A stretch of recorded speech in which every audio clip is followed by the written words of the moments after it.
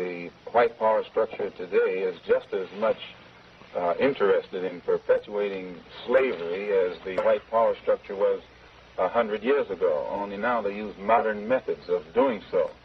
And realizing that the black people in this country are waking up and becoming filled with a desire to be looked upon as men and as human beings, the white power structure, to slow down that struggle for freedom and human dignity, uses tricks.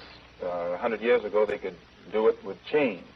Today they use tricks, and one of the tricks that they've invented is this token integration, to get Negro, so-called Negro leaders to accept a few token crumbs of integration that don't solve any problem for the masses of black people in this country whatsoever, but it does make the hand-picked Negroes be satisfied, to slow down the cry of the masses.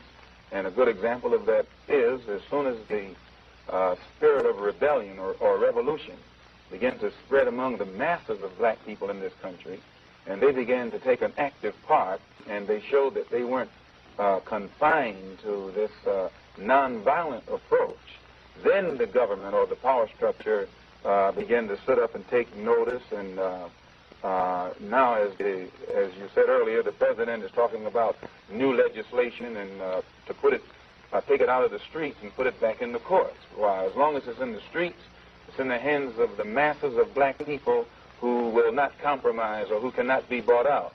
But when you put it back in the courts, then that puts it back into the hands of the hand-picked Negro leaders, who will allow the judges and the other persons that are involved in this white power structure to slow them down. It's only a trick.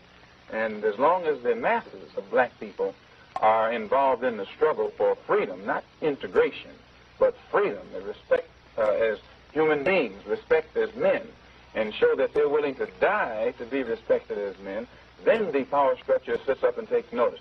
But as long as this mass element is led, and when I say led, I use led in quotes, actually contained by Uncle Tom Negro leaders who hold them back, who tell them turn the other cheek, and things like that, then the white power structure isn't worried at all.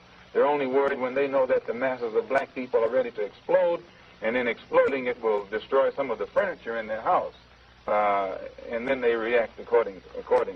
Mr. Morrison?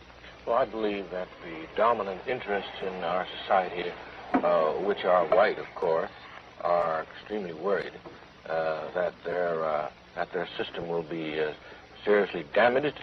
It is disrupted now, and they want to halt the disruption which is being caused by the rising wave of militancy among Negroes all over the country. President Kennedy, in commenting on the efforts and the methods being used by American Negroes to gain their ends and their goals, which simply stated are unrestricted access to citizenship rights, said that it is better to settle these matters in the courts than on the streets. But the Negro started out trying to settle his problems and to correct his disadvantages and destroy the basis for his struggle and eliminate the grievances, very serious grievances he had in the courts.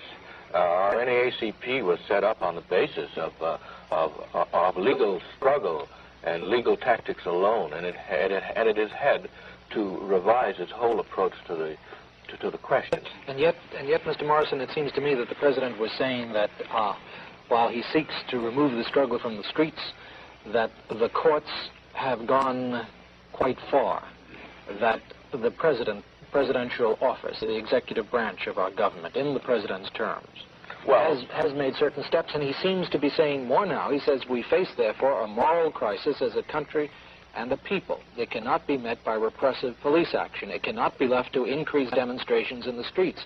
It cannot be quieted by token moves or talk. It is time to act in the Congress, in your state and local legislative body, and above all, in all of our daily lives, which is more than saying, let's send it back to the courts. Why didn't he say this 3 years ago?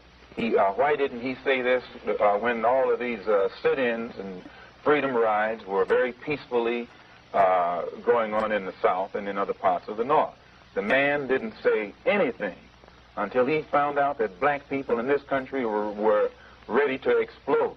And as soon as he saw that the explosion then was a threat to the white society, he came up with this mealy-mouthed speech, which is too late, and it's only a speech. We still don't see any actions that have stemmed from it. It's still only in the stage of words. I think the speech is late, Minister Malcolm X, but not too late. No pronouncement that was that impressive and forthright from a president of the United States. No one made a better pronouncement than Abraham Lincoln made 100 years ago, and that still hasn't been put into practice. It's still a pronouncement. Sir, I applaud words for what words are worth, and those were good and beautiful words. Now we want to see the president follow up these words with deeds, because we will judge him in the next election. We will judge the entire administration, not by the beauty of the words which they uttered, nor the soundness of those words. We will judge them by what they do.